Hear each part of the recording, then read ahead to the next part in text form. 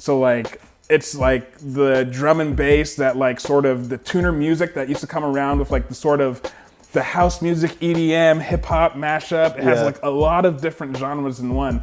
And that was the most nostalgic thing for me, just like the vibes of it, like the neons and the glows. I was just like, oh man, I feel like I'm a kid. Like it really brought me back to that zone where I'm just like, multiple characters are playing PS2.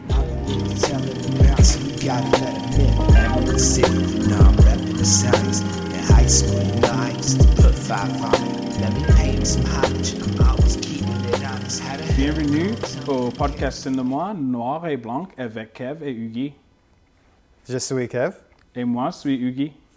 And welcome in. What up, y'all? Ugo, I think it's safe to say that this is a pretty awesome week. Episode 1 just went up. I'm very excited.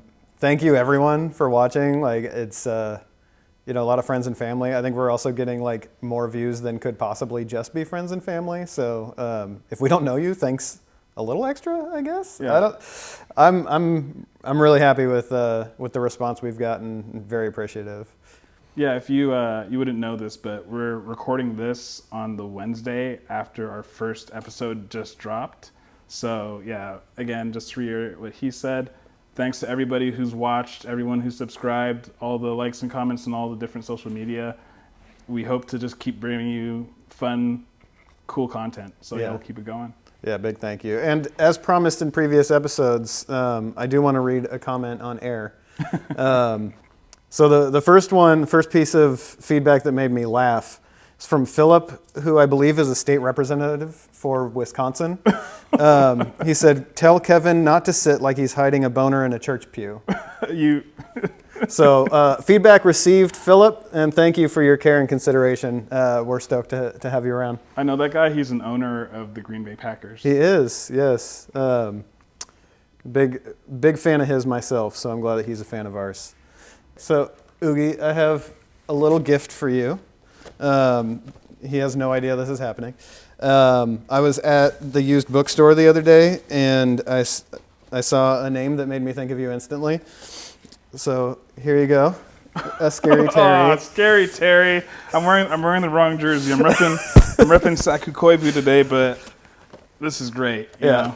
Shout out the Commanders, by the way. Yes, they're not going to the Super Bowl like you are, but you know, what's that called?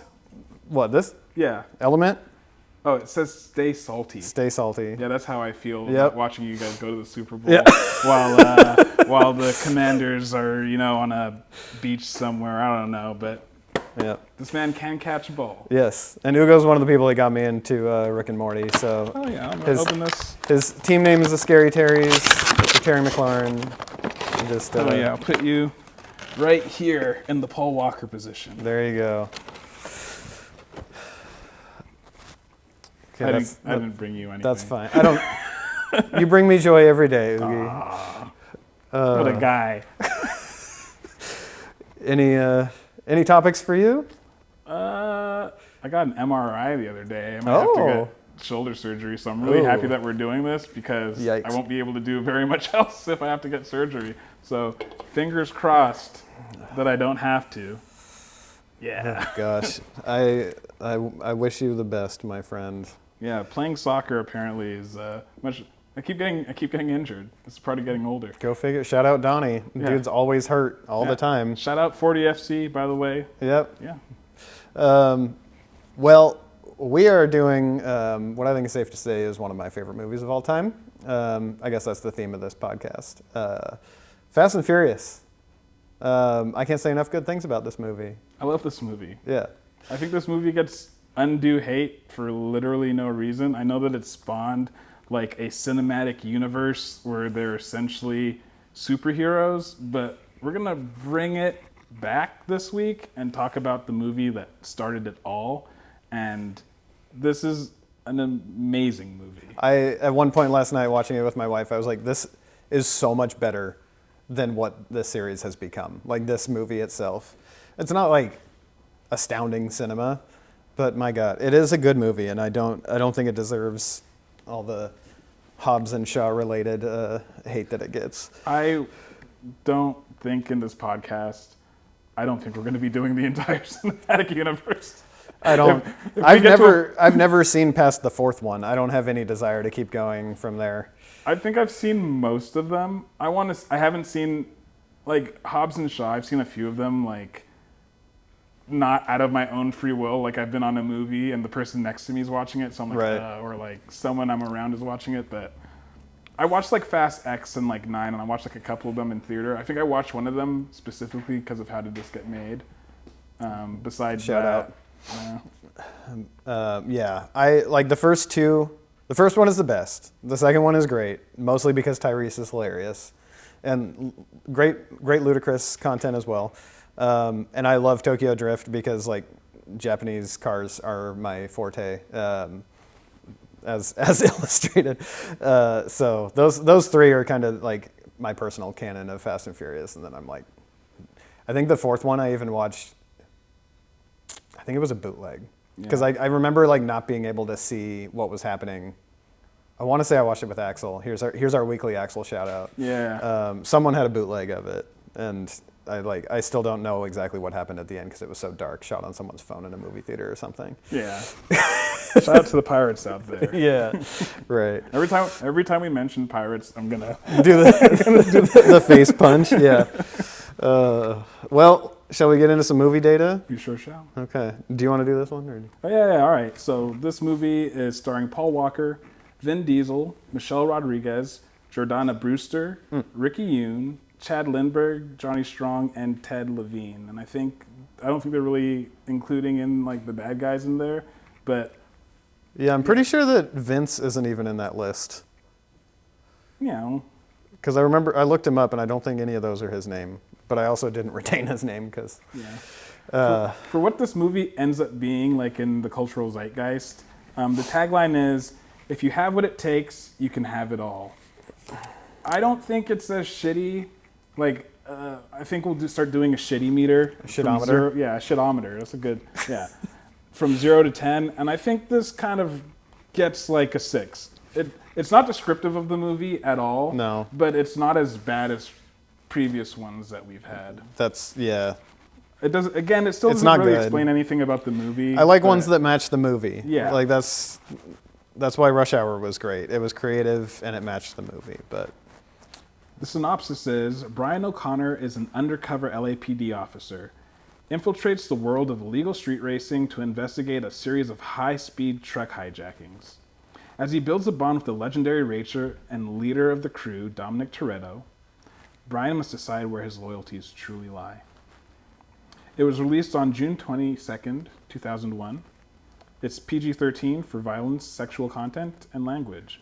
Runtime, an hour 46 minutes. A little bit longer than what we love, but I think this movie in particular is so entertaining that it just kind of flies by. yeah, that didn't feel like it was dragging. It was directed by Rob Cohen. It was written by Gary Scott Thompson, Eric Bergquist, and David Ayer. It was based on an article called Eraser X by Ken Lee.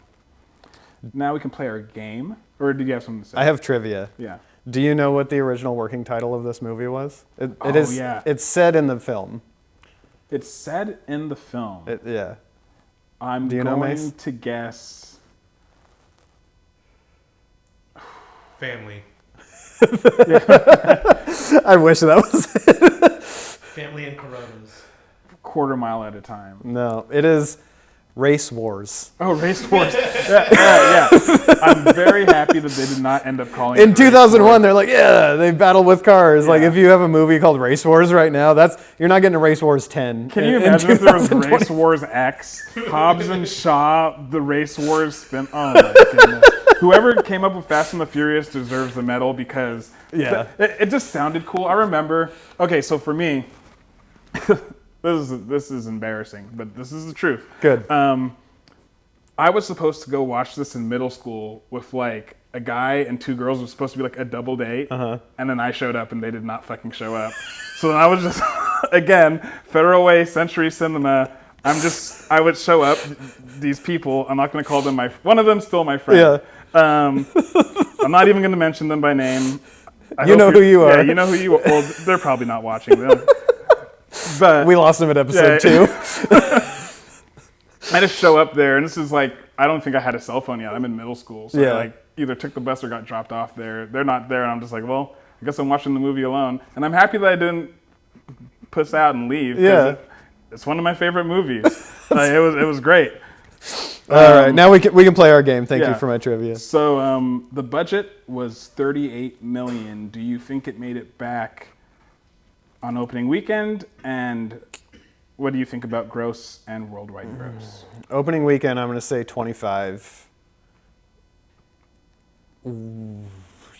North American gross, I'd say doubled its money. Worldwide, sprinkle another 10 mil on top. This might be the furthest one from the truth that we've had this entire time. It made its money back on opening weekend. It $40 million. In U.S. Opening weekend, it got $40 million. U.S. and Canada gross, it made $144 million. And worldwide, $207 million. And since then, I mean, it's gone on. It's over. I'm this sure is a $1 billion. It's like a multi-billion-dollar franchise. They got it right at Universal Studios. Yeah, exactly. That's crazy. Rotten Tomatoes score, 55% for critics, 74% for audience.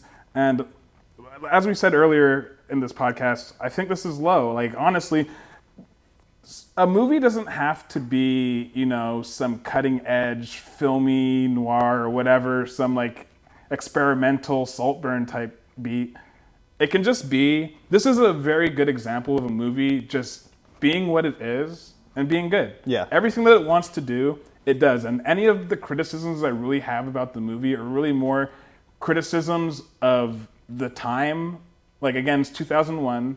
The Bush years. It's a criticism about who we were as a society when this was shot, as opposed to the actual movie or the cinematography or anything about it. I think even like the critic rating at 55 is like, like how snooty do we really want to be about that? Like I think it does a really good job at what it does. Even the audience score at 74 is low. Like what? Yeah.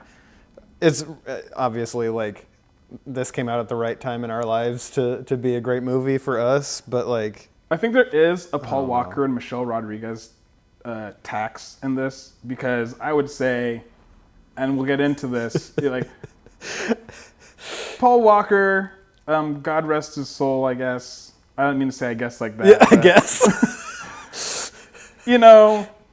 I do think he's one of the weaker actors in this movie. Michelle Rodriguez, as she became like Miss Badass from this movie. I'm pretty sure this is kind of... She might have had some movies before this where I imagine she played a tomboy. She plays the same character. Yeah, she plays especially in this era of her career, it's always the badass. Yeah. And she does it well. She does it very well in this, but her acting isn't amazing. Yeah. It's just kind of like... It's very generic street girl, whatever. She says mumbo jumbo. Yeah.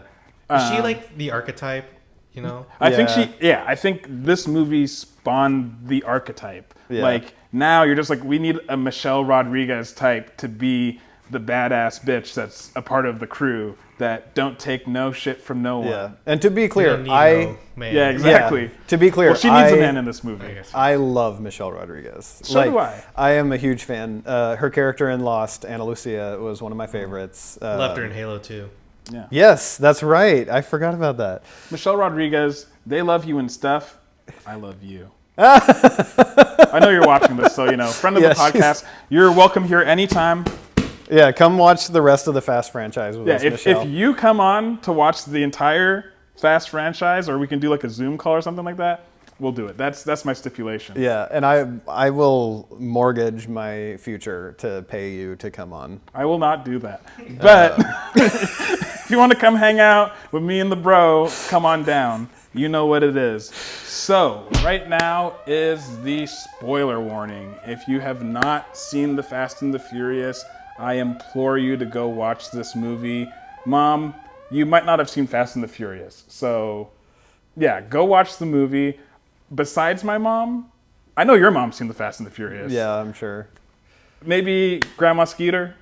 Probably. She probably took me. Yeah, exactly. I don't know who would be a fan or subscriber of this podcast who hasn't seen this movie, but I'm sure there's a few, and it would surprise our friends. But again, if you haven't seen it, It's probably best to go watch the movie. Hit pause. Don't turn it off. Just hit pause, go watch the movie, come back, leave a tab open.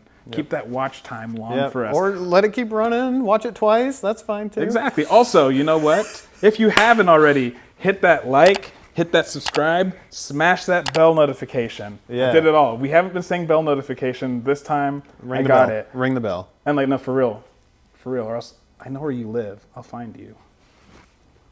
All right, let's go into the movie.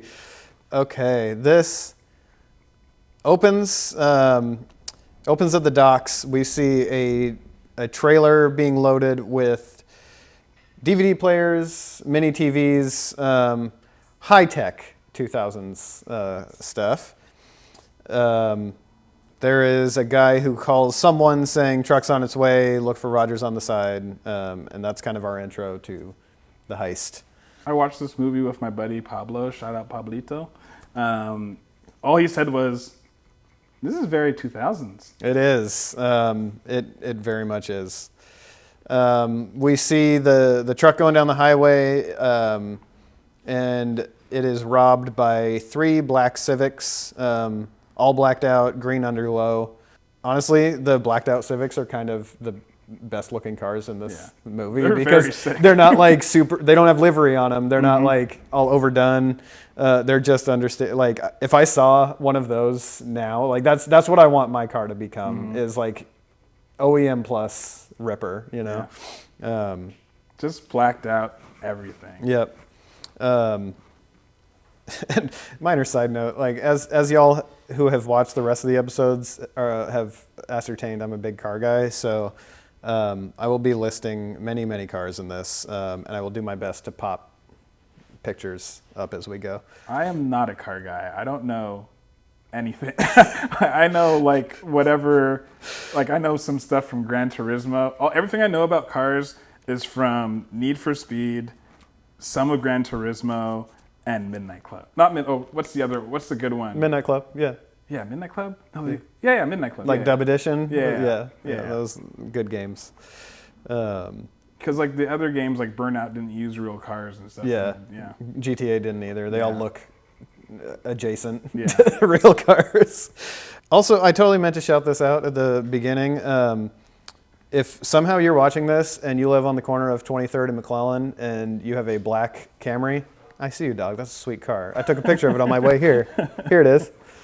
Also, so in this scene, like, essentially they're doing heists on trucks that are delivering like high quality goods. Yeah. At the time, these were just they were delivering Panasonic CRTs with VHSs on the inside, Yeah, man. and DVD players, And which DVD would be players. worth like That's untold 5 riches cents. today. Yeah. It's absolutely worthless today. Wait, the CRTs? Well, I guess maybe not the CRTs. CRTs are cool now. Yeah, I have a friend that collects them. But they're like They're this big. $100. Yeah. Oh yeah, even better. I wonder because I still have, we still have like that old Panasonic. We have our own Panasonic CRT. It's white with the VCR input, but still the DVD players. Yeah. Street value of negative. You Yeah. have to pay me to take a big ass. DVD There's a player. point in a scene later where the FBI says that they've stolen like $1.2 million in DVD players or something like that. I'm like, that's a lot of DVD players, dude. How are they moving that many? Yeah. Like, what are they, Best Buy? Anyway, yeah, so they're knocking over the truck. Basically, the way it works is we see someone climb out of the sunroof, shoot a hook through the windshield, rip it out, and then another hook into the seat, then go across the line into the truck, trank the driver, and then drive off with the truck. My favorite thing about that whole like plan, at the beginning of it, like they shoot in, like they do the double shot of the hook, and this driver's just the first part of that until He's just driving Yeah, he's straight. just driving, Yeah. like nothing's happening, and I feel like there's maybe this is where you suspend your disbelief. I feel like they have quite a bit of autonomy. You can just easily drive these cars off the road. Yeah. They're good drivers, but I mean, like we'll Yeah, get that to was it. my note on this scene. If the trucker just ran over the Civics, this movie would be over in 2 minutes. Also, driving under the truck hasn't looked this cool since the Griswolds did it Shout out Christmas Vacation. I don't even know what you're talking about. You ever seen Christmas Vacation? Is that Chevy Chase? Chevy Chase, yeah. I started it last Christmas, and then I sent you that meme in our chat where it's like where Gozy fell asleep. Yeah, my mom and Gozy fell asleep, and I was just watching it by myself, and I was like, oh, fuck this. Wow. Do you guys watch Christmas Vacation? Yeah, that's a Christmas staple for you guys. Staple. I watch it every year, at least. Home Alone and Die Hard for me. Okay, I watch And Elf. every Christmas. I watch like Elf, both Home Alones, and Christmas Vacation at least like 3 to 4 times each. Is Coming to America a Christmas movie to you? I haven't seen Coming to America. Yes. It is a Christmas movie. It qualifies because it's during the time frame. Oogie's having a moment. He's rethinking every decision to make this podcast with me. Oh no. Anyway, so Brian goes to get Toretto. We clip. Okay. You need a second? Yeah. Ring, ring. Start over. I would never do anything to jeopardize our friendship, like not see Coming to America. All right. Let's get this back on the track. All right. So next scene we get to is Brian practicing in stadium parking lot. Was that the Coliseum or was that? I think it was the Coliseum. Okay, we'll do some research on that. Beautiful eclipse. That green eclipse that he drives in the beginning of the movie is so sick. I also like the background, like the shots that they take of LA. I don't think LA is a very pretty city, but they made it look really good. Yeah, there's like a time lapse from like the trucker scene into like the skyline, like and then landing on the Coliseum is really good right there. So Brian does some practice, then he goes to stop at Toretto's. Even Brian's work truck is sick in this. That red 2000 Ford, it's an F-150 SVT Lightning. It was like a street truck back when people made street trucks. Before we go on too far, I just wanted to say that Brian's practicing, but yes. he like over revs or something. Like what happens to his car? Do you understand? I was trying to figure out what he's yelling shit about. He's like driving so fast, and then he I think he misses a turn or something. Yeah, he loses control and he gets mad. So he's like, ugh. And so my note here, that's gone. All right, whatever. My note here was that Paul Walker wasn't fast enough, so he got furious. Oh, yeah. Maybe just keep all of those bad takes in. I don't know. Comedy. Yeah, right. So after he's done practicing, we see him go to Toretto's for the first time. Even his work truck is sick. 2000 Ford F-150 SVT Lightning street truck from back in the day. He pulls up at Toretto's, orders tuna melt, I believe, from Mia. And we kind of get the vibe that he's been coming in here a lot to see the cute sister, Jordana Brewster. Dom is sitting in the back in the office, ignoring this exchange. I'm sure a lot of guys come in and hit on his sister. Yeah. And he's stopped beating them up at this point. Yeah. He just cracks a beer. Yeah. It's like 12. Yep. Cool guy. I mean, you own your own store. Mark, you drink during the day, right? You work here? Yeah, for sure. I am drunk. Yeah. And then we see the rest of the team pull up. Jesse's white Mark III Jetta was my favorite car in this movie. Yeah. The blue on white. Yeah, like I bought a Mark III Jetta because of that car. Like I seen it. I don't even know if I have pictures of it. I had an '89 CRX as like my first car that I gave the Fast and Furious treatment to. Wide body kit, custom paint, but I loved that car. Then I got a Mark III Jetta because of Jesse's, and I wanted it to be like that. But unlike in this film, Jettas aren't fast. Yeah. Were you gonna race it for pink slips? Have you ever raced? I have not. I did have aspirations. Like the high school drags were a thing when we were in high school. Shout out Hobson. Yeah, I was about to shout him out too. Yeah. I know he used to go. He really wanted to be a guest host on this, but he had to work tonight. Yeah, he used to go, and I think with his cousin, like they were all into it. So yeah, I definitely wanted to go Fast and Furious. He recently did 23andMe and found out he's Nigerian. Oh. Ibo Kwenu, welcome to the gang. That's awesome. So in addition to Jesse's Jetta, the others drive all Nissans, interestingly. I didn't actually think about it until I wrote the list down. Letty has a 97 240SX, the S14 generation. Very sought-after car now. Relatively affordable back then. Leon, 95 Skyline R33, which I'm pretty sure was not legal in the States at the time.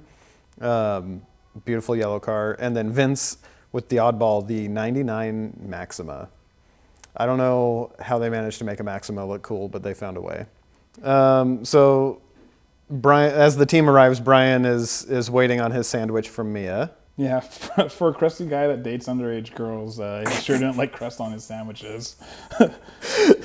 I don't like he's like so stereotypical that like this Brian Earl Spillner ass white boy like can't eat crust. His character's a vibe. Yeah, it's very 2001 kind of hero. It was like yeah. Yeah, this is what passed here. A picture of Brian. I don't know what his last name is in the movie right now, but this is what was Brian cool. Fast. Yeah, Brian Fast. Yeah, Brian Fast. Brian Fast This is and cool. Dom Furious. Yeah. Dom Furious. So this is the part where we see Vince, the group enforcer, harassing Paul Walker and kind of like getting him to leave. Yeah, classic.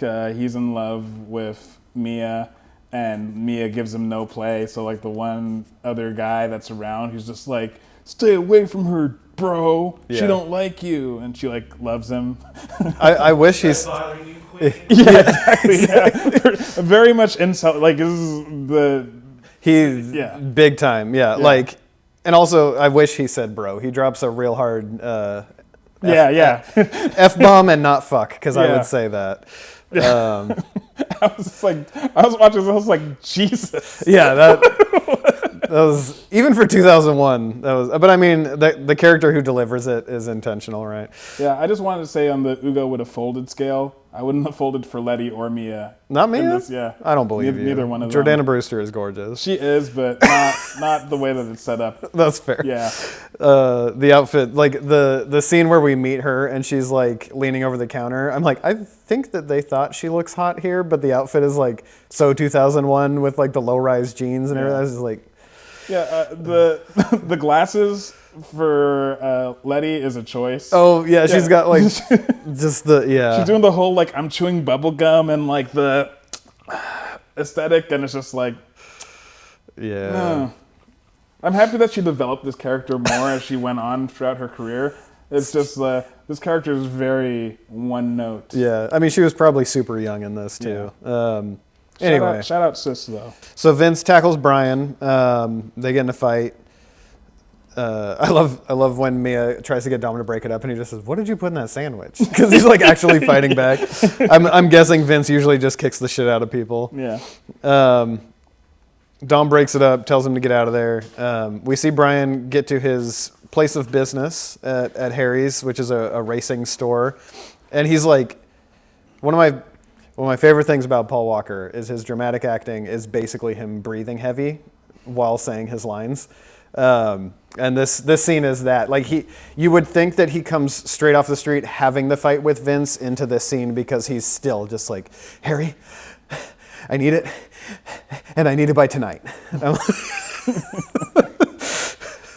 The Yeah, just acting. yeah, acting. So he gets Harry to install some NOS so that he can go to the races.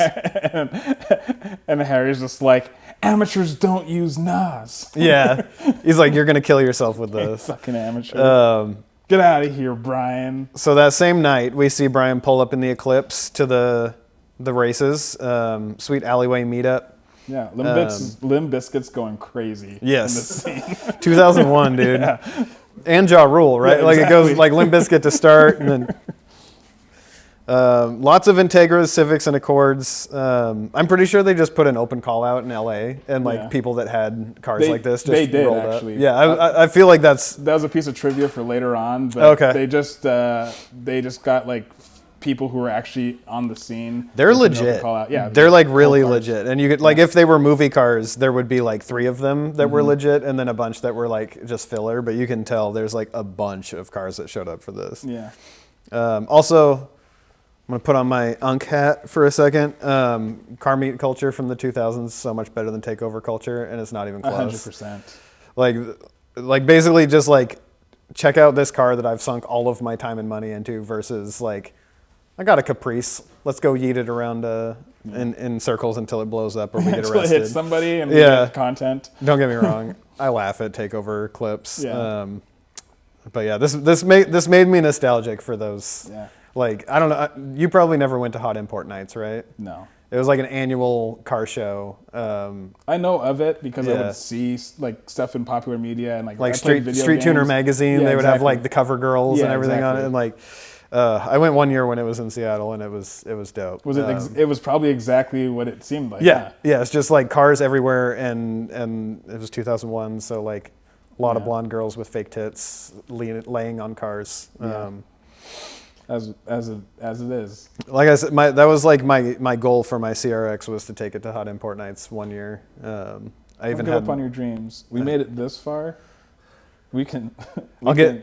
I'm about to start going to car meets again. Yeah, like I've already wanted to, but like this movie like really made me to. We can do Unk Import Nights. Unk Import Nights. Mace, do you think your friends would go to that?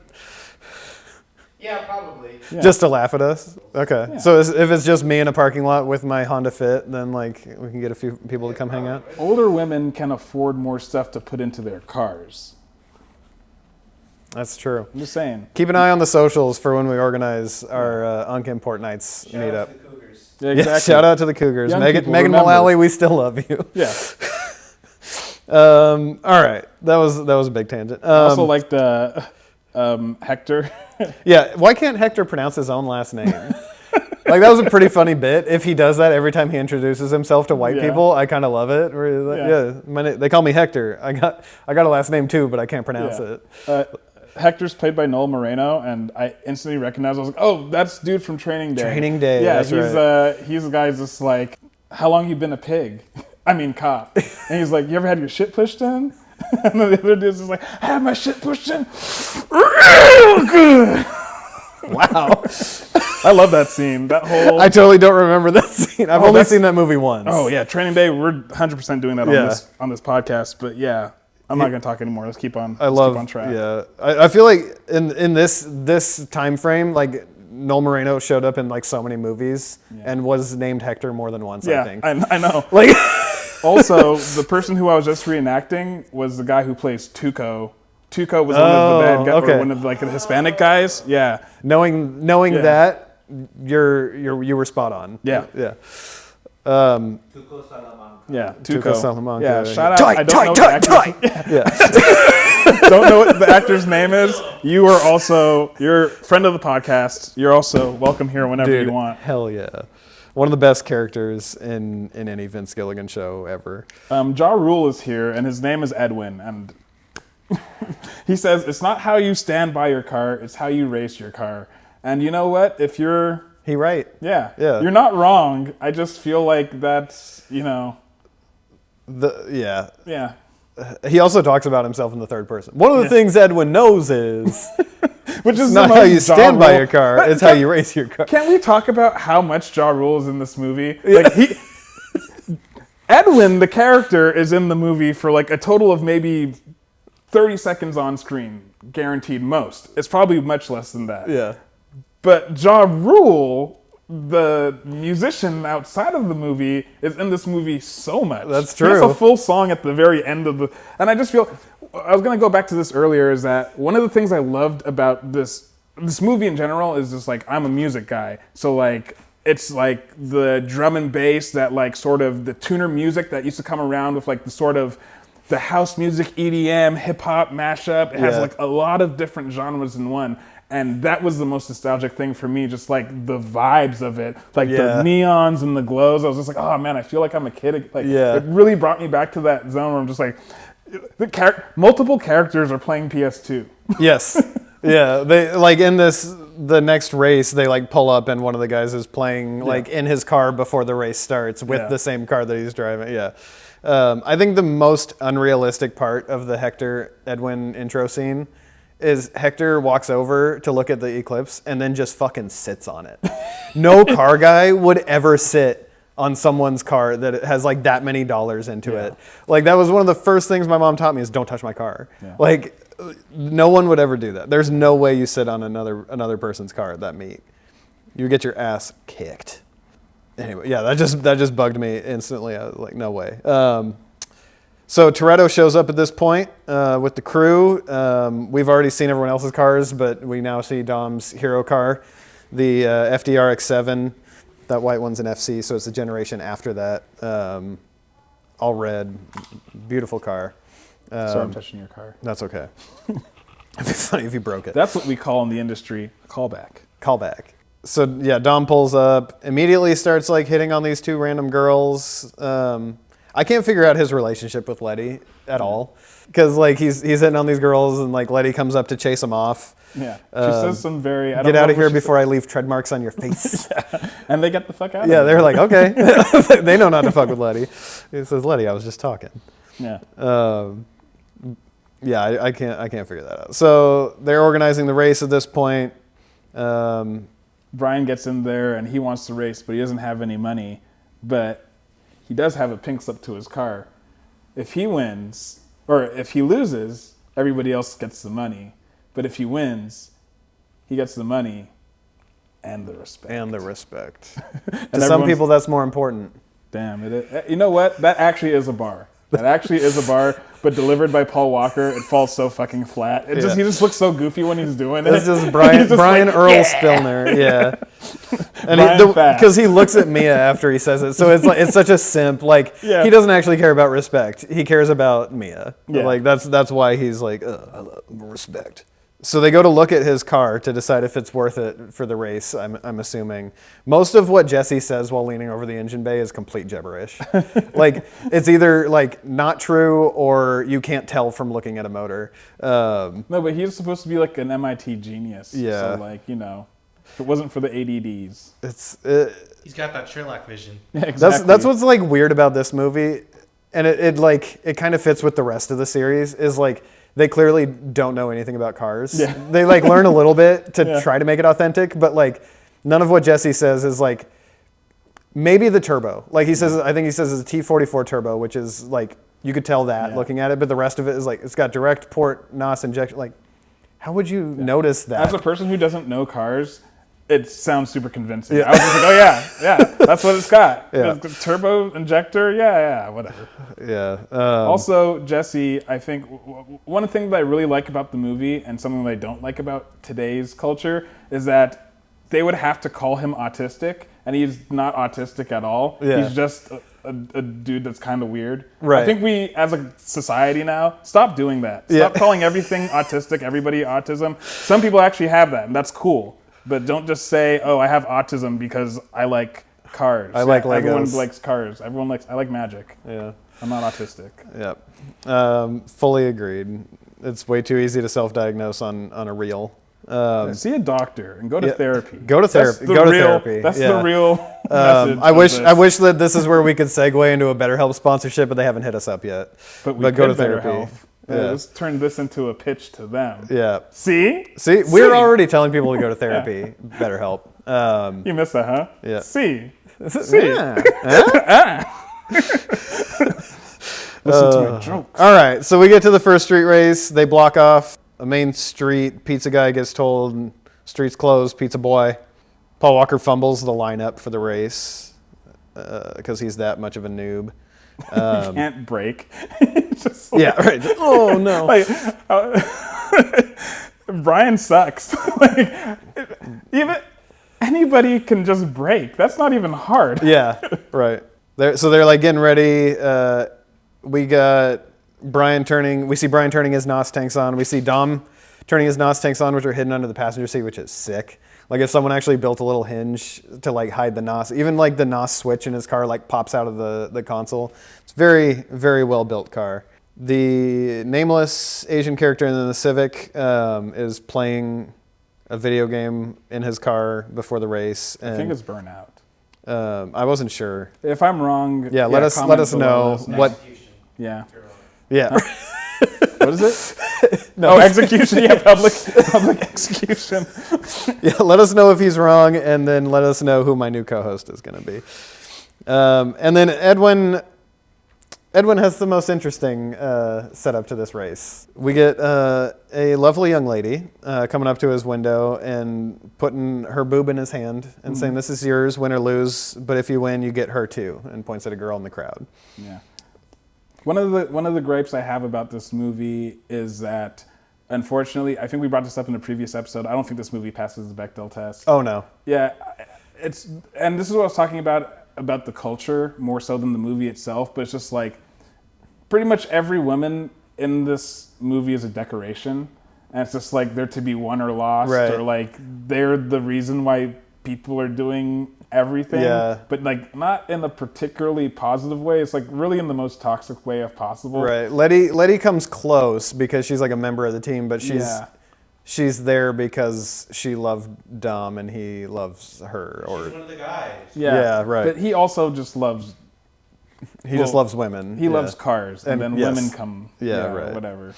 But yes, that is a great point. So we're set up and race kicks off. Before the race kicks off, I have to love more classic, great Paul Walker acting, where he's just in the car like, "You're gonna win. Yeah, you're gonna win." He's manifesting, dog. Danger to manifest. Spoiler alert.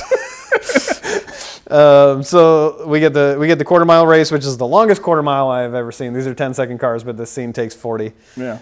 A bunch of other shit that doesn't happen with cars happens to Brian's car. There's nothing. Danger to manifold doesn't mean anything. Yeah. The floor just drops out. That would never happen. We do get the iconic Fast and the Furious like transition of like the ignition. You see like the gas and everything going through, and I think a lot of movies have pulled that for into, sure. Like any racing movie from the genre going on to like now, like have taken that, like you get the whole view of the thing lighting and going through the system. Yeah. And then it was pretty cool and was accurate, I will say. Mm-hmm. The shots of like the pistons firing and everything. We also get some of the most iconic Edwin lines here, where Edwin's somewhere, he's not even in the first place, but I think he might hit the NOS early. Yeah. And he's like, "Yeah, let's go, menage!" Which means menage a trois, because if he wins, he gets 2 girls. Right, yeah. Which I didn't get as a kid. It took me a while to catch on to that one. So Brian hits the NOS and passes Edwin, and we get the other line. No! Monica! And so I think Brian passes Dom, and then Dom kicks in his NOS and just takes off, and Brian's car starts exploding. Danger to manifold, all that. He doesn't care. Slams it. Yeah. So Dom wins predictably. I'm pretty sure there's like no way that Brian's car would have turned around and like made it back to the starting line. Yeah. But Edwin goes up to Monica and have we checked the actress's credentials for how hard she drops that N-word? Because She does. I don't know. But yeah, what's your problem? You didn't win. Yeah. And he's like, "Fuck you too, then." Yes. Which really falls flat because you just lost in spectacular fashion. Right. Because like Brian actually still did better than who. I think Brian finished second. Yeah, Brian finished the second. As his car's exploding. Yeah. So Brian pulls up in the Eclipse. We get more car gibberish from Dom here. Is this where we want to go into our segment? So we're going to go into one of many reoccurring segments that we're going to do. We haven't come up with a name for it yet.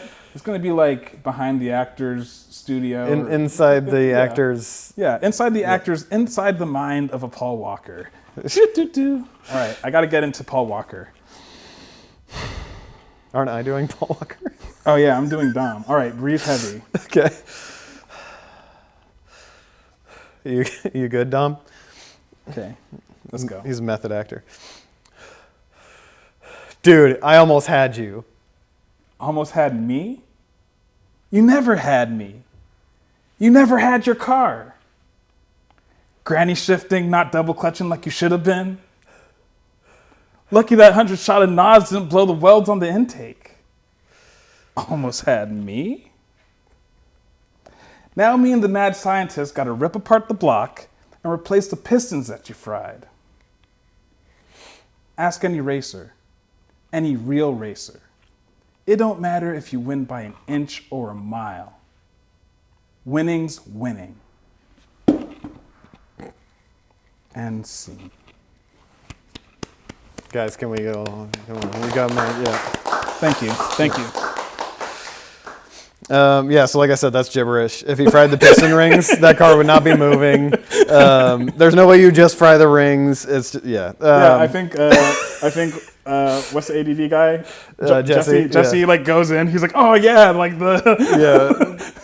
Was that fun? I do love the trollery of Jesse. Was that fun? As he's like, I'm gonna take this car, motherfucker. An expensive car. He put a lot of money into that. Yeah. I also, one of my favorite things about the scene I just reenacted was around like the center of the scene, you see all these extras.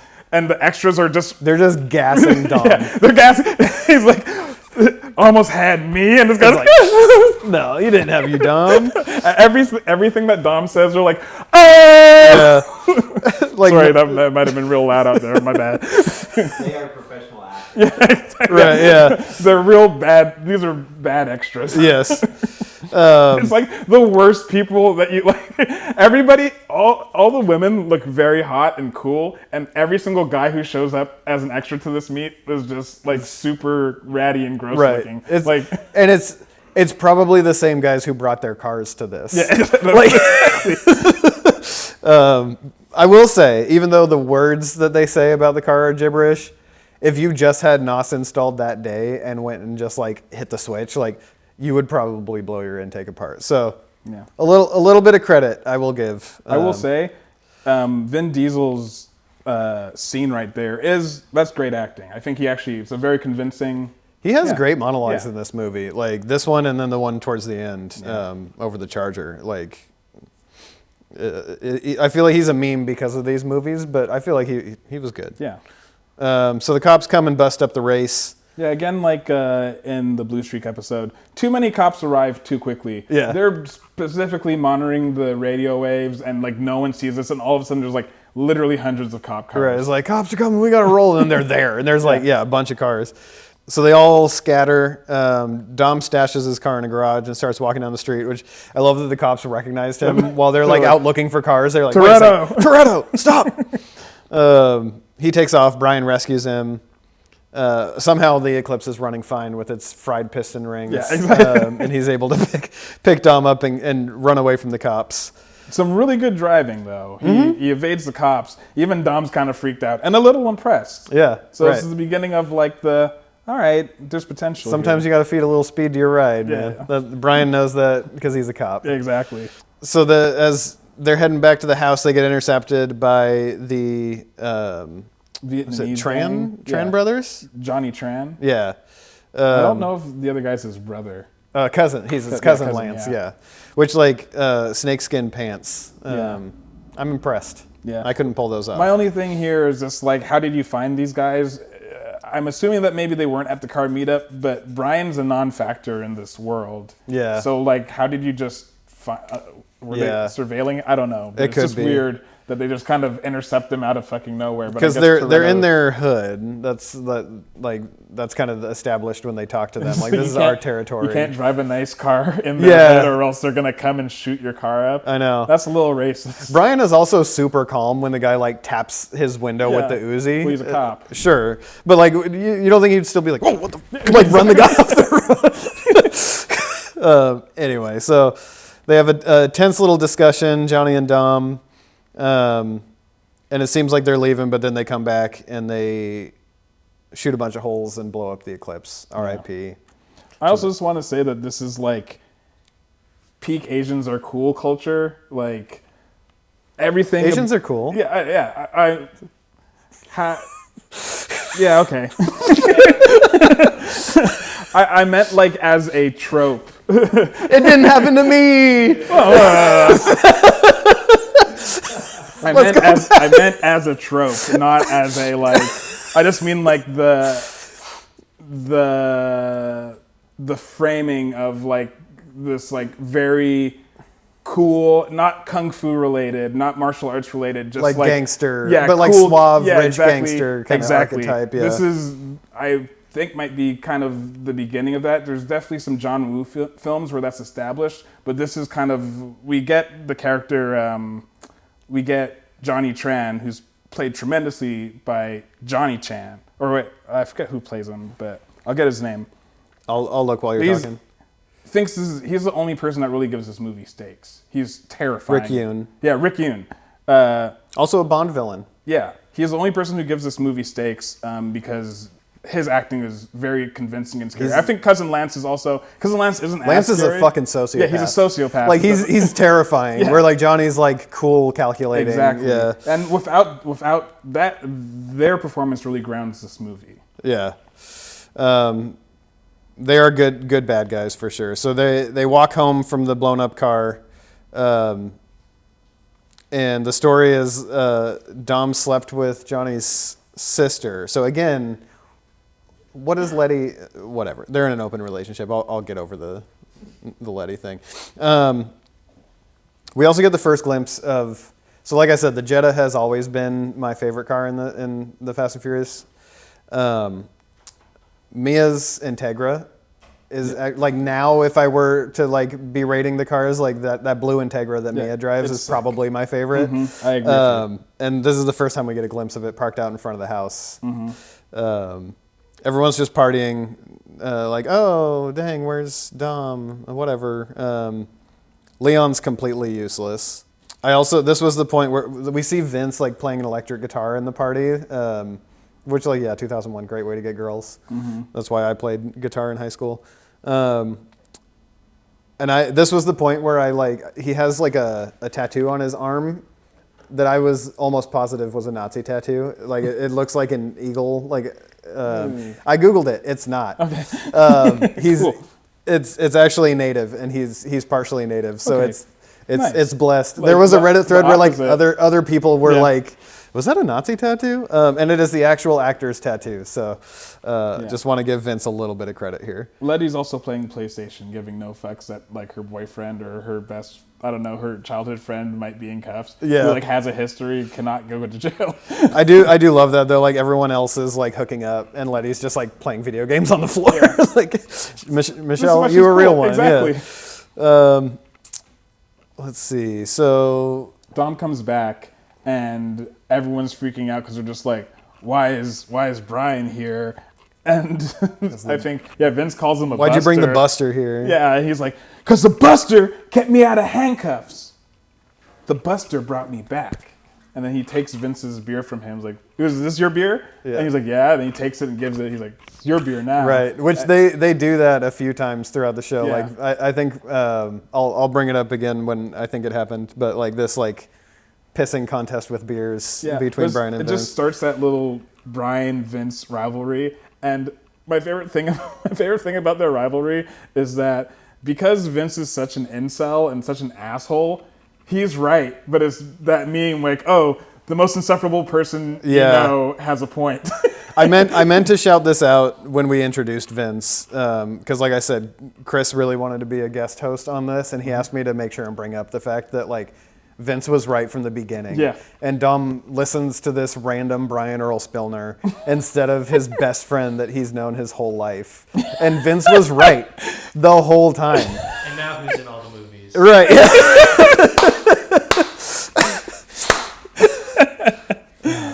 Word. Justice for Vince. Yeah, He's exactly. gonna come back in the last one. Don't worry. Yeah. Yeah.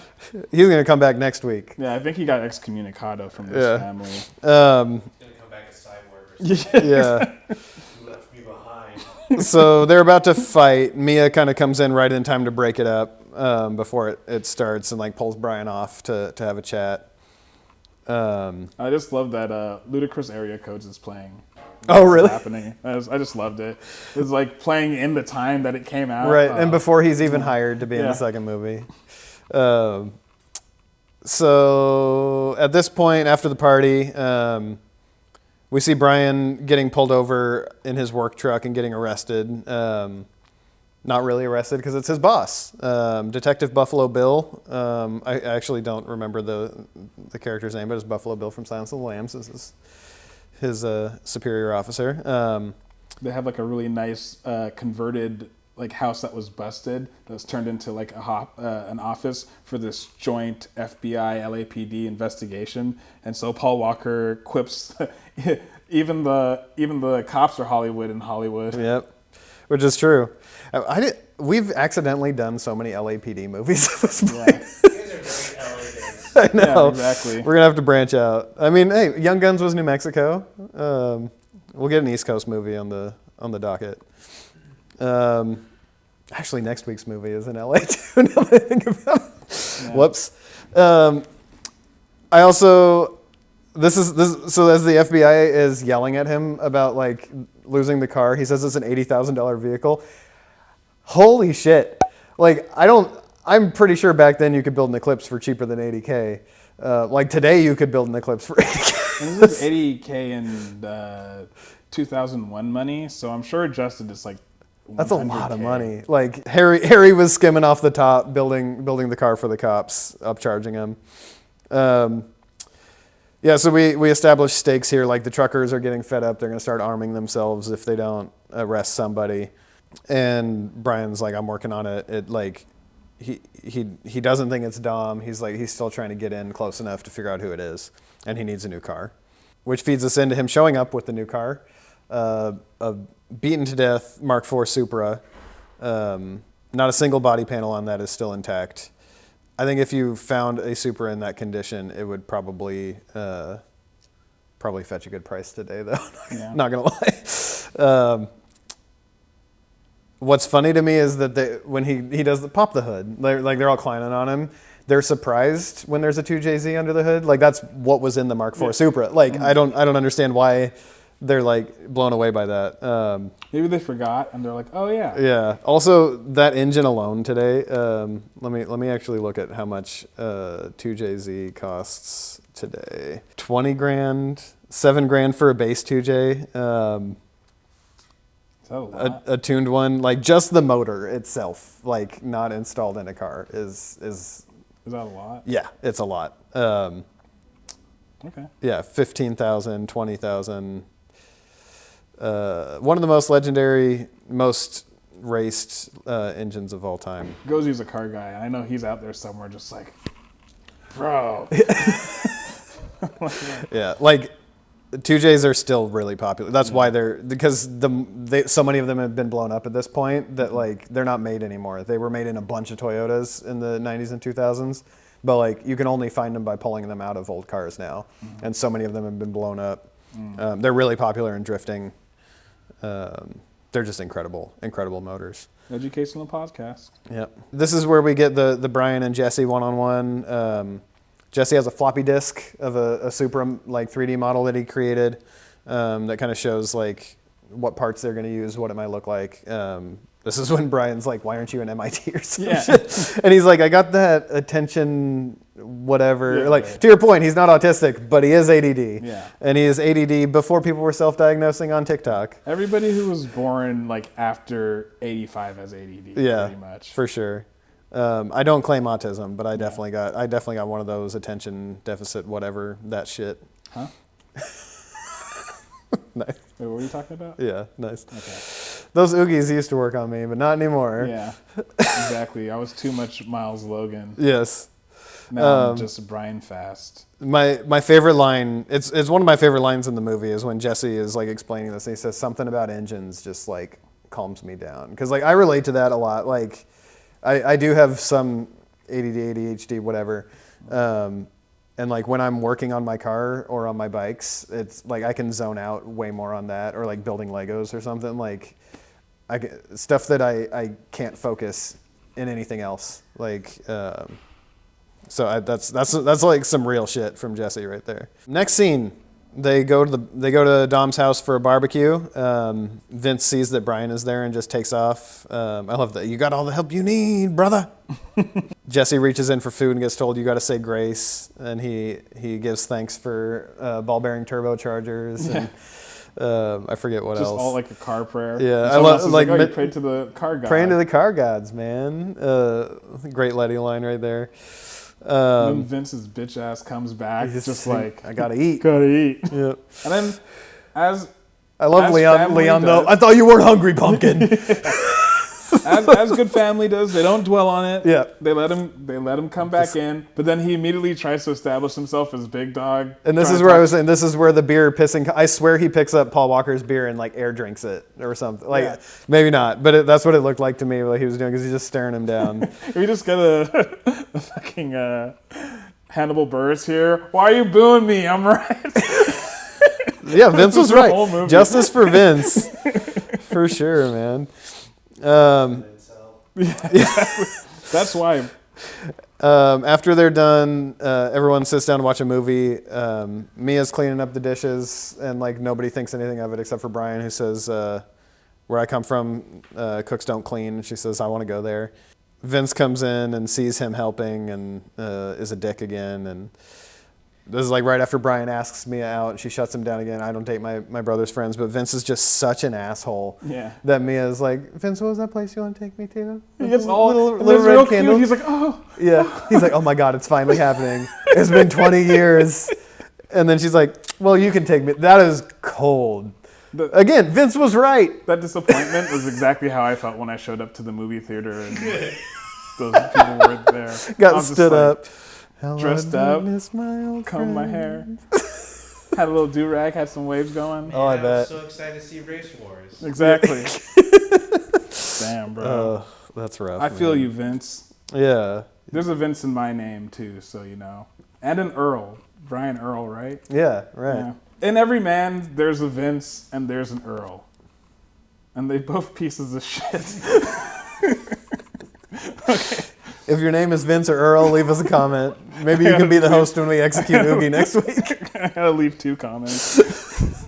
All right, so we see Brian breaking into Hector's garage. So at this point, we see Brian at work at Harry's, and Hector comes in ordering parts for 3 of the same Civic that has been knocking over the trucks.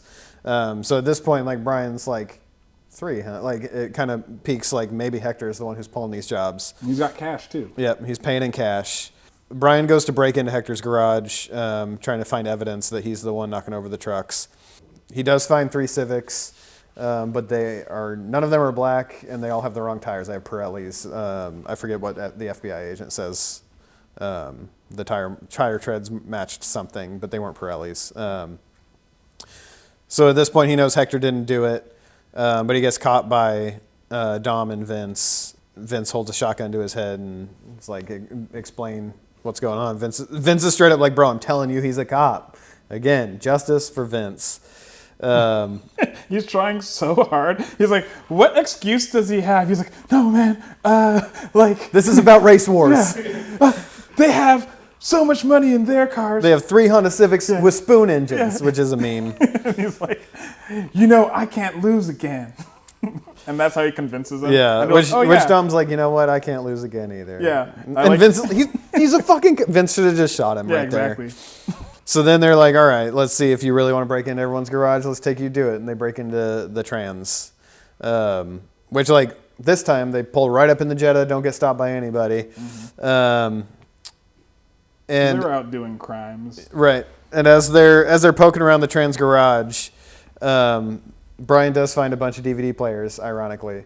Spoiler, later on, the cops say, all the DVD players were purchased legally. I'm like, why would they buy that many legal DVD players? Like, you can't flip them. Because they're ballers, bro. Do you see the house that they There's lived a in? stack. So that's what you do when you're in your late to mid 30s. Yeah. You got money like I that. guess. It's like I'm buy all the shit I want. I guess Oh, boy. they are clearly Why don't you rich have more kids. DVDs? I have Exactly. plenty. Look at all these DVDs that are mine back Or here. DVD players. Exactly, he gets it. Brown soda ass. You wouldn't understand. So while they're in the garage, the trans show up with someone. I did like the touch that they're driving a '98 Lexus GS 300, which is it's a nice car. I still love those cars. Fun fact: they have the same 2JZ motor as the Supra, but they only came in automatic, which is why that Lexus isn't as popular. But you can swap the transmission in them, and they're pretty sweet little cars. They got this guy. Is it like Tommy? Like, what's the guy's name that they're like haranguing about motors? He's a fence. Eddie or Harry or something. I don't know. Something with a Y. Some big dad bod white guy Yeah. is there, and he owes them motors, and he's being all snarky, and so they shove a motor oil pump in his mouth. Like, even as a kid, I remember being so mortified by that torture. Like, oil's gross. Yeah. And that is not clean oil. Yeah, like that might actually, you might need to go to the real hospital after this, man. For sure, yeah. We cut back to the FBI. Sorry.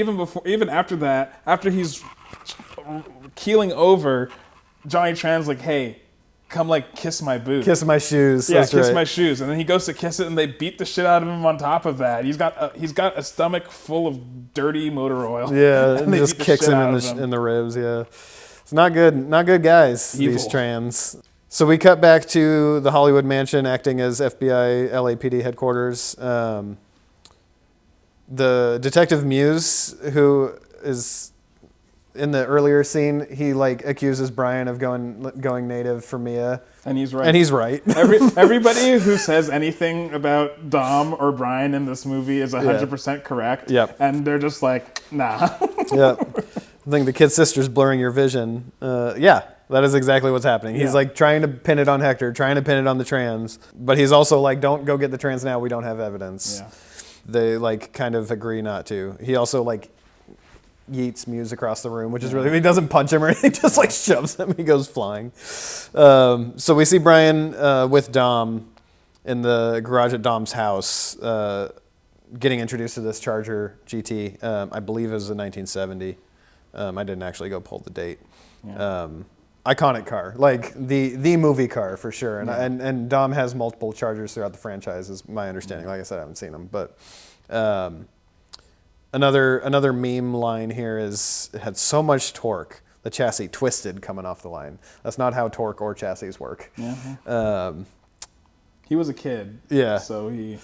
But what happened was that this guy, his dad was on it was like an Indy or stock car racer. Stock car circuit, yeah. And So oval racing probably. Yeah, and so the other guy basically took his dad out. He crashed and burned to death. Yeah, he had. Dom says he watched his dad burn to death, and he remembers hearing him scream. But they say that he was dead before the tanks even exploded. It was just him that was screaming. And then we get the iconic line from this movie that has been lampooned and is given on a life of its own. But I think this was I don't want to say Oscar worthy, but this was the other monologue I was talking about that Vin Diesel really delivers. Yeah, he delivers in this one. I'm gonna try it again. Maybe it's not inside the Ugie Studios right now, but he goes, "I live my life a quarter mile at a time. Nothing else matters. Not the mortgage, not the store, not the team and all their bullshit. For those 10 seconds or less, I'm free."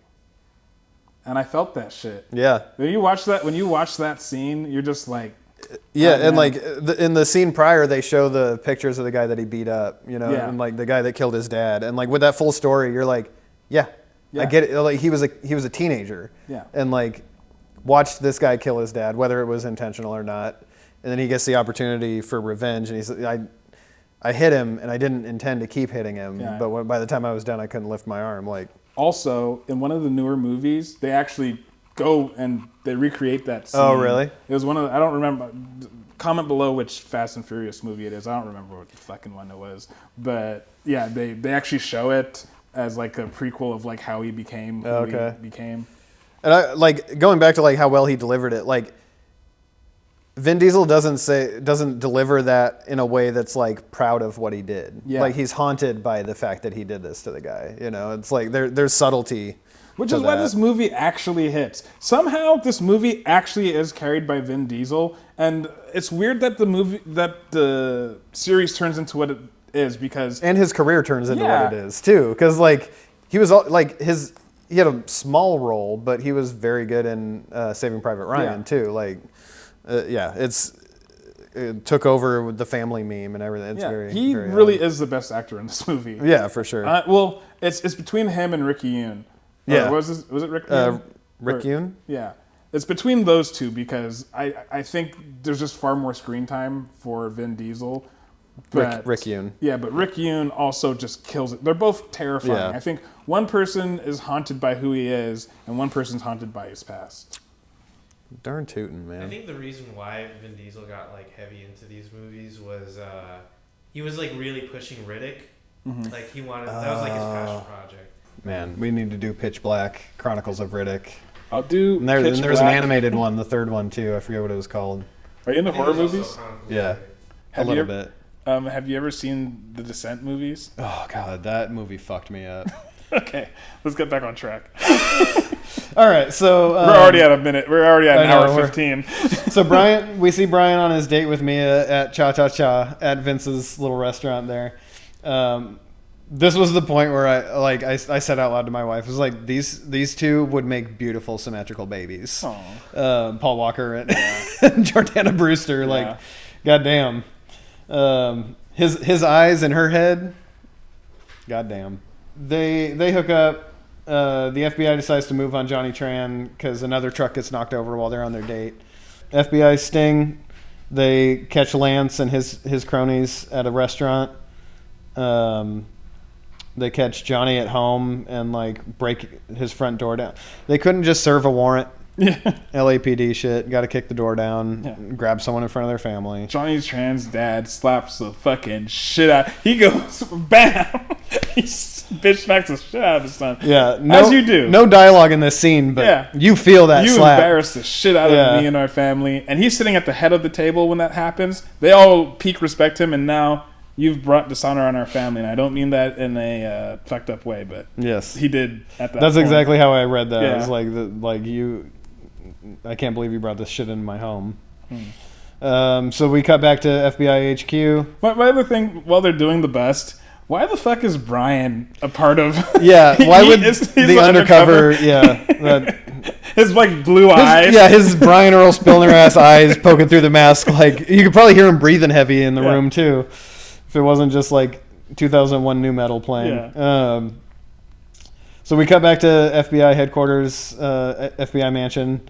Turns out Brian was right. DVD players were all purchased legally, and they try to like blame him anyway, even though he said don't go after Tran. Like we don't have evidence. But Detective Buffalo Bill kind of does get his ass. It's like it's always been Toretto. Like you're blinded. And I think this is the beginning of the popular Fast and Furious franchise meme. The family. Yeah. Buffalo Bill says to Brian, there's all kinds of family, Brian, and that's a choice you're going to have to make. And this is, I believe, the only time in the movie that they say the word family. In this one, yeah. It becomes a... Because they always refer to the squad as the team. The team, right, yeah. That's a good point. Vince is there. Yeah. It's not a family until Vince got it. Vince leaves his family. Fuck you, Vince. Yeah. It's like, let's get Vince out here and get that Han guy back, and then we'll be a family again. Han. It's time to head to Race Wars, which is a race event in the desert, not what's happening today in Minnesota. I'm going to get in trouble for that Message. So the Supra's done. The Supra's finally done. And what I love is like they just rip it straight out of the garage. When you build a motor, you need 500 miles of like babying that thing to break it in, but they just rip straight onto right onto the 101. That's good that you let me know that because my ass would just be going vroom, vroom. Yeah. 5.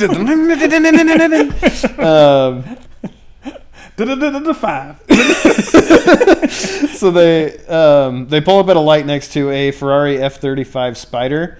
Also a very beautiful car. Beautiful car. And what's great is Brian, he's like, nice car. What's the retail on one of those? And he goes, more than you can afford, pal. And I looked it up. That Ferrari today worth the same as a Mark IV Supra. Yeah. Which is funny. At the time, I'm sure that car was more than a Supra. Yeah. But what was really funny when we were watching the movie, this is probably my favorite, well, one of my favorite lines, and I mouthed it at the same time. It was this Vin Diesel, cool as fuck, not even looking at the dude, smoke him. Yeah. Fuck it. Absolute, how do you do that? Absolute cinema. Yeah. Yeah, he smokes the shit out of him. They roast him. They fly past him so fast that they pull into the diner, and then they get out of the car, and the car's still driving by. Probably I'd be embarrassed. Yeah, he's not looking cool anymore. I also saw somewhere on the internet someone pointed out that in that scene of him racing the Ferrari, it's actually two different Ferraris. I think at some point it's a 348 something. I don't know Ferrari super well. Don't come at me in the comments, or come at me. Comment. I don't care. Come at me. Yeah. Don't comment. Yeah. Don't like and subscribe. Yeah. If I got it wrong, I bet you don't know. So Dom kind of figures out when they're eating shrimp that something's bothering Brian, and Brian's like, look, I know you're not paying for all these cars, like turning a wrench, like you're up to something. Let me in. Let me in. Let me in. Yeah. And Dom doesn't deny it. He's like, let's see how you do at Race Wars, and then we'll talk about it. So like at this point it's like, yeah.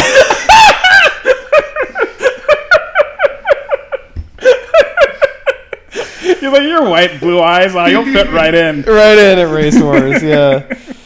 It's in the desert. It's not northern Idaho. I mean, he beat the shit out of Vince, so... Yeah, that's true. See how the Syrian brother did that. Yeah. Wars. So, like, Dom basically admits he's up to something. And we cut to Race Wars. I'm never going to be able to look at any of the shit the same way ever. Immediate montage of 2000s as fuck. There's a wet t-shirt contest going on, which was like, of course, you didn't bat an eye at that back then. Also, for whatever reason, especially at the beginning of the movie and now, everyone just has bundles of $2,000 in cash. Yeah, just like, I'm ready to race for $2,000. Yeah. I also like in our script, Ugo did this before me, so he filled in the scene descriptions, and the scene description here is Letty races the sexist pig, which is accurate. Sexist pig who kind of looks like J. Cole. Yeah. In another FDRX7, sweet white. He's bringing RX-7. dishonor to freeform dreads. Yes, yeah. He like yells. I love like. This is probably Michelle Rodriguez's best acting moment. She's got like the sunglasses halfway down, right? And he says, "Hey, baby," and she just the slow turn and stare at him is so good. I felt that shit. I was just like, oh man. I was like, damn, don't call her baby. Don't call anyone baby. It's also just kind of like, it's funny when people are just like sexist or racist, just any sort of xenophobia. It's just like, you think this woman is like that's here? gonna work? Yeah, she's just like, oh, I don't know how to shift my gears. Could you help me? Yeah. Like, I hope someone calls me baby, so I don't need to race Exactly. today. Yeah, she torches his ass. Yeah. That see ya. Hashtag feminism. Yes. Michelle Shout holding out it to all down. women. Yeah. I came out of a woman. Friends of the podcast, all women. Yeah. So the next scene we see Jesse racing for pinks. So he's gonna put up his Jetta against somebody, and it turns out to be Johnny Tran. Now, I don't think you need to know a lot about cars to know that a Jetta versus an S2000 is not a good time to put your pink slip down. Jesse's a mad scientist. Maybe there's a swap in this Jetta. Yeah. I'll give that Brian's to him. trying everything that he can to be like, bro, do not do this. This is also where we learned the Jetta is Jesse's dad's car. Yeah. His dad's in jail. His dad's in jail. And he wants the money from winning the race to be able to be like, hey, guess what? We're going to go on a trip and we're going to reconnect when you get out of jail. and he gets his ass whooped by that S2000. A lot of the losses in this movie are people utilizing the NOS just a little bit too early. It's like they're kind of in close neck and neck, and they're like, "Oh yeah, I'm going to use my NOS now," and it's just like maybe just wait a little bit. I remember there was a game, like a flash game that I used to play online that you drag race, and you could like tune your car and like install parts, and you like shifted with the arrow keys and then like space bar for NOS, and if you hit it too early in the harder races, you would end up losing. It was really sick, like 2D like side scrolling drag racing game. If anyone remembers the name of it or like where I could still play it today, please let me know. I really like the drag racing in Need for Speed Underground 1 and 2. I think it was in 2. Maybe 2 was my favorite. Yeah, 2 was that's a fucking Riders perfect on game. the Storm. Oh yeah. Snoop Dogg remix. The Doors and man. Snoop. Yeah. It was one of the best games ever. Sorry, sidetracked. So Jesse loses and just like keeps running off into the desert. Johnny Tran pulls up on Dom and was like, "Go fetch my car." I ain't doing shit. Yeah, he's like, "We aren't on your block no more. Watch how you're talking like that." Johnny accuses Dom of being the one that narked on him to get him arrested. Iconic, "I never narked on nobody." As he kicks the shit out of Johnny Tran. And Letty fucking knocks the shit out of Lance. She drops him. I didn't even notice Yeah, that. if you scene right here, I don't know. If we can find a clip. Yeah, she immediately just goes, "Hey, boom." Yeah. Bitch ass. Letty a real one. Yeah, Letty's cool. Low-key best character in this movie. Maybe. I don't know. At least the one I root for. The best character is 100% Edwin. Yeah, fair. Comment, like, and subscribe. Who's your favorite Who's character? your favorite character? So everyone's kind of scrambling at this point. Just get separated. Yeah, Brian sees Dom and the rest of the team like taking off, and Mia's upset. And like basically stops Mia's like, "Yeah, like I'm a cop. They're like the truckers are arming up. Dom's not safe. Like if you want him to be okay, like you need to tell me how to find him right now." There's also the fact that like as they're chasing him, they're like pulling out maps trying to figure out where he might be, and like he doesn't have Dom's cell number, which like is crazy to think about now, but like at the time, like you might not have someone's cell number. Yeah. You might not have a cell phone. The phone number is 325-555-6439. And I found this out while doing research because I thought we were going to do a bit and I would call the phone number. Yeah, 555 numbers don't work. I didn't know that. And it made me think back to the Dave Chappelle famous, I'm not sure for what it's worth. He's like, what is it? Hey, is this Superman? No, fuck, he's not real. I just had to say that. You didn't know that? That's why every movie it's the 555 number. Well, I didn't know that. I knew that all the numbers were fake. Yeah. But I didn't know that like they just didn't go anywhere. That's funny. But I saw something like on a Reddit that one of these numbers was active or something. People tried calling it. I don't know. It doesn't matter. So we see the team get into the Civics, confirmation that they're the ones stealing the DVD players. And everybody is just like, this feels weird. We should not do this without Jesse. This is a 4-man job and we are 3 people. Yeah. Right. It's a 5-man job and we are 4 people. And like again, Dom should have listened to Vince about Brian. Dom should have listened to his team about this job. Like they're like, something doesn't feel right. We shouldn't be doing this. And he's like, even Letty's not down, and Letty's the downest bitch in the gang. Yeah, and he's like, shut up, it's fine. And then like, it's not fine. Yeah. They go to do the truck heist, which fails miserably because this trucker is packing a sawed-off shotgun, and is not afraid to get loose with the blicky. But it's also not really making sense because how is he's like shooting too quickly to be reloading while he's driving and stuff. But he at least plays more defensive driving than the rest. He's actually trying to run like swerving. Yeah. It's like he's like almost gets Vince as he's jumping onto the truck, and then Vince is like dangling from the truck, gets his arm like trapped in his wire that he was going to jump onto the truck with. High stakes. Like Letty gets launched off the road. She does swerve under the truck again. She gets yeeted like Hardcastle. Yeah, like Hardcastle. Yeah, call back to episode 2. So Leon goes back for Letty. Dom's trying to get Vince off the truck. The trucker shoots Vince's engine. car starts sputtering. And the And tires, like this car should not even be running yeah, anymore. but Vince is, or not Vin, Dom is that good. He's starting to be powered by family. Right. He's fueled by it. Yes. This is right after The trucking Bill Clinton companies year. are applying pressure on a lobby, like through a lobbyist. So there's like a senator, like. This is peacetime America. Yeah. You wouldn't remember this time, but things were good. People weren't just like This was the year you were born, right? Yeah. 2001. Born like a month after this movie came Yeah. people there were movies with like gang members getting along and stuff. Yeah, it cool. wasn't. You're right. Yeah. That like I said in the beginning, like this movie's over in 2 minutes if the truck swerves, Yeah. But like, there was a belief that the police would take care of everything. But they're also not in LA. They're like in the middle of the desert. So Yeah, they're doing this so it's on the strategically. interstate. Yeah. It's probably across multiple counties. So Yeah. FBI is involved there. Yeah. The amount of money, the truckers are unionized, so like they have probably inroads with the FBI, but. If you have more on the socioeconomics Of the trucking Yeah, industry. the trucking industry as it relates to Yeah. Fast and Furious, please comment below. I'm sure there are lots of convoy employees who would love to shit on their former employer. So Brian finds them as like all of the Civics are getting out of commission. He goes to save Vince. Great little use of the T-tops on the Supra. The T-tops actually pull off of that.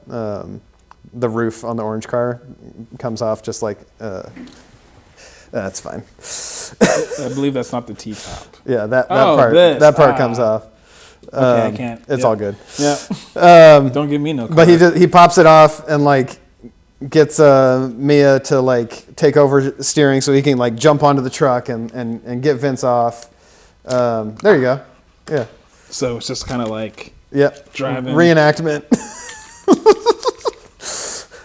Yep. Great work. So he hops onto the truck, saves Vince, cuts him free, doesn't get Vince shot is in the face. Hanging off here. Vince is like, boom. Also, And he's great just like- stunt work by Paul And then Walker's double as he jumps back on and then hangs onto the back of the car as it's like sliding to a stop. Skirt. Oh no, he died. Okay. until later. Yeah. Yeah. So Oh god.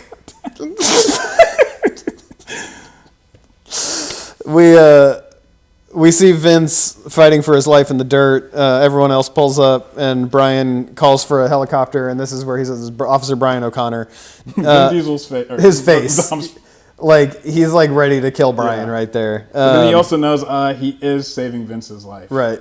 And I think he's about to kill him until he says Vince is going into shock, and then he like starts caring about his boy. Helicopter takes Vince. Mia leaves with Dom, Letty, and Leon in the last running Civic at this point. Yeah. And then we cut to Brian pulling up at Dom's house. Gun out. Yeah, very confrontational. Dom is not threatened by Brian one bit. Yeah. He has He's a like, get the fuck shotgun. out of the way. He's like, I'm not scared of you. Brian Earl Spillman. Yeah, Brian. Would be. Yeah. His name's Brian. Brian O'Connor. Yeah. Oh, Brian, Yeah. I'm scared. Yeah. I bet he likes to how- skateboard. House Cat, I love you. Yeah. Not And an my little intimidating brother, name. And Brian Valentine. And Brian Pribody. I hope you're watching this too. Yeah. Shout out to all the Bryans. We love you, but it's not an intimidating name. Yeah. Says a guy named Unless you're Kevin. Brian Urlacher. Yeah. Then it's intimidating. There's real never quick. been an intimidating Kevin in the entire history of mankind, so They're like, nah, bro. yeah. Unc doesn't know what he's saying. So Dom's like, I'm not. This isn't about me and you. I gotta find Jesse because he ran off on the plug, and they're gonna kill him. Yeah. Right around that time, Jesse pulls back up. He's like, "Hey man, I freaked out. I'm so sorry. What's happening?" And then The Tran brothers come up and they Uzi him. Everyone's all like here. They dive. They get out of here, and then Jesse just cat. Yeah. Instantly dead. And like more good acting from Dom as he like scoops up Jesse's body and he's like very emotional moment. And then it's on. Yeah, then he takes off. Like Brian takes off first. He's like, "Oh shit, I gotta go get these guys before Dom kills this is an somebody." active shooter. Yeah. It's a great chase scene on the motorcycles. Dom gets into the GT. Yes, the Charger. Yeah. He ain't scared no more. 900 horsepower. The chassis did not twist coming off the line this time. Yeah, just like knocks Lance off of into a ravine. And he just looks like this. This was another thing I kind of had a little bit of problem with, because I guess he doesn't really kill anybody in the movie, but like he knocks him off, and he's still like he's like a little bit like he's dizzy dazed, or whatever. yeah. He's dazed, but he's still clearly there. But then Dom's just like, "Gotcha, all right." And Yeah, like instead of like they just killed your your childhood homie, Yeah. bro. If someone just killed my childhood homie, if someone put hands on one of my boys like that, nah, bro. It's I'm driving the car. Yeah, I'm driving the car over you. right, or take that shotgun down the hill Yeah, and exactly. finish it off. Why and do then you go even get have the Johnny. shotgun Yeah. at that point? Yep. Don't Keep pull it chasing if you don't Johnny. use it. They're just like popping with the Uzi back at them like in open traffic, and like Brian lets off no shots until the point where he like pulls sideways and just like amazing shot to kill Johnny like on a moving motorcycle. Yeah. Very nice I shot. don't think he kills him though, because he calls in to get 911. So He looked dead.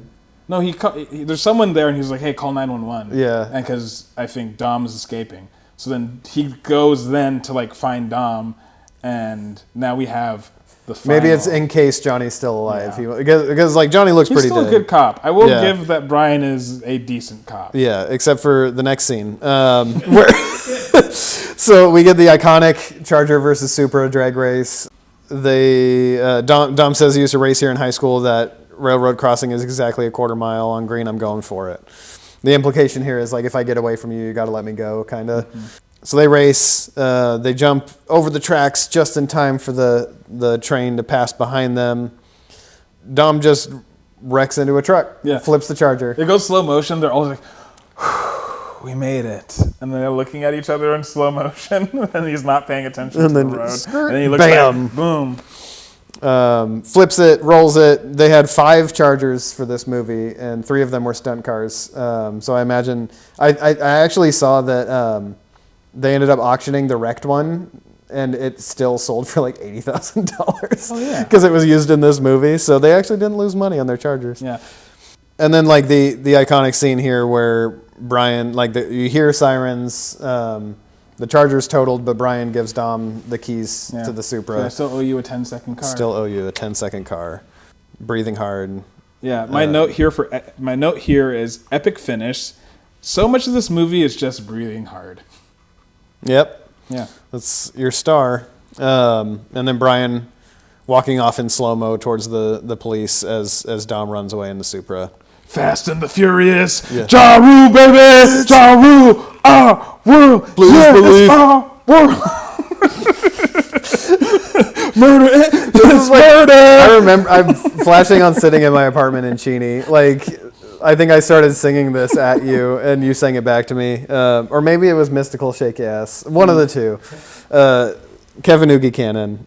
Yeah, so that's Fast and Furious. I see you still have quite a few credit notes. Is there anything else you I just wanted want to say that while I was watching the credits, I saw that Mia is played by Jordana Brewster, who's related to Paget Brewster, who plays Frankie in Community. No shit. Yeah, they look very similar, actually. They're like 10th cousins, but they're related by some like William Brewster or something. They're cousins. And we talked about it earlier, but I wanted to shout out Rick Yoon because he's scary as fuck in this movie, and it's really this final scene, like it goes through a bunch of racing mumbo jumbo, and the stakes of the whole, like I feel like it's the lesser part. It kind of carries the movie as like a plot point, but doesn't really have that much weight. But the weight of the killing of Jesse really, like the family, not in a mean way, but like that's what really makes the movie. And I think Rick Yoon is he's so terrifying, honestly. Like, and this was before he was a Bond villain. I feel like he probably got it for this. Like all the diamonds stuck in his face. Yeah. And so, Which one was that? If he needs to play that guy playing a villain, some people can do it well, but I think he just does an amazing job. So I have two fun facts. Die Another Day. That was the Bond movie that he was the bad guy. Yeah, we spoke about this already, that most of the cars that were used in the movie and like the extra scenes were just like local people. LA They were just street local racing people kids. to give it a street atmosphere.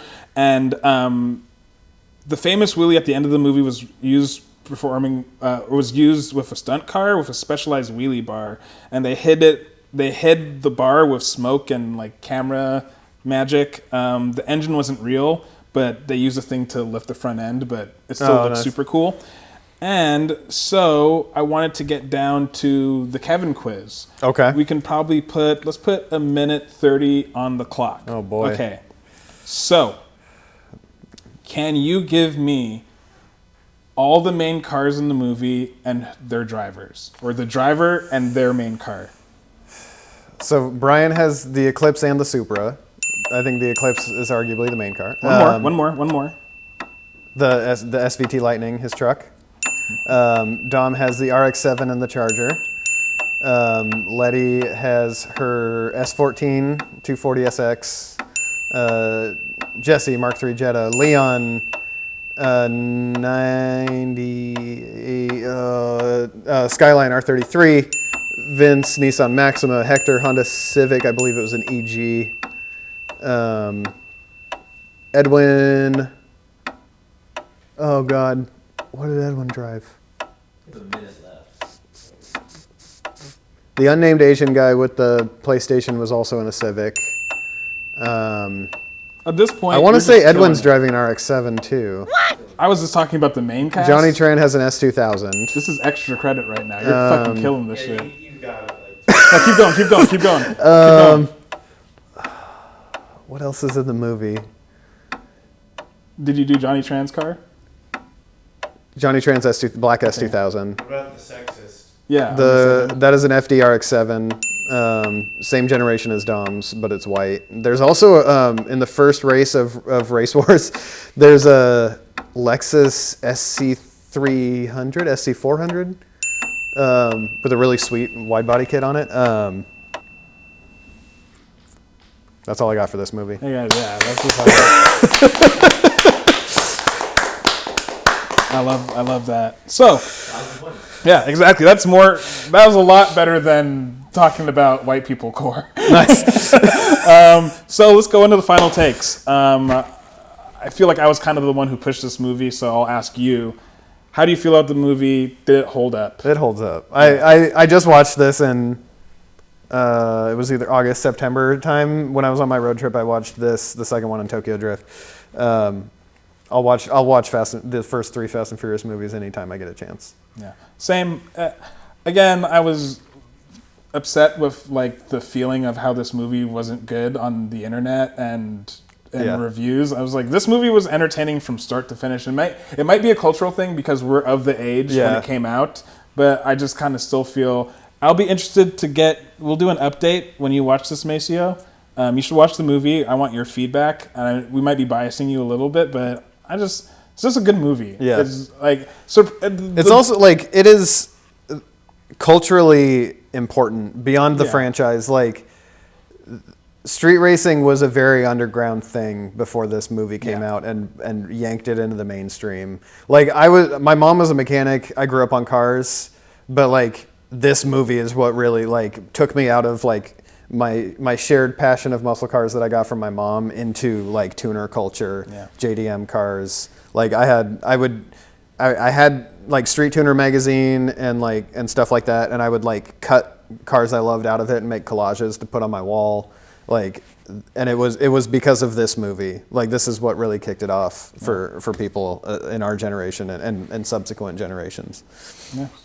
Yeah, I love it. But let us know what you thought. Maybe you hate it. Maybe your favorite car wasn't featured. There were no Subarus in this movie. That's my gripe. Lexus gang, though, represent. Yeah, for sure. So let us know what you thought. Let us know what we pissed you off about this week. And maybe we'll read your comments on air, just like we did for Philip from Wisconsin. All right, so I guess that's it. This has been a little bit long, Black and White Cinema podcast from the Creative Block in Seattle.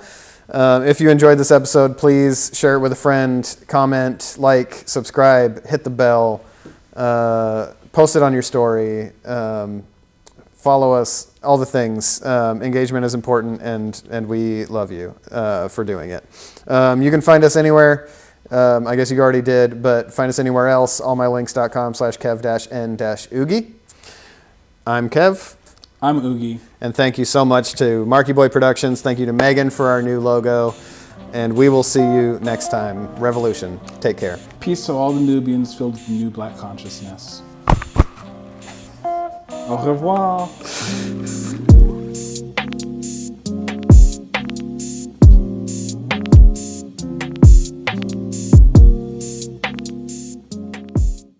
Good thing is the next episode is not going to be that long. Yeah.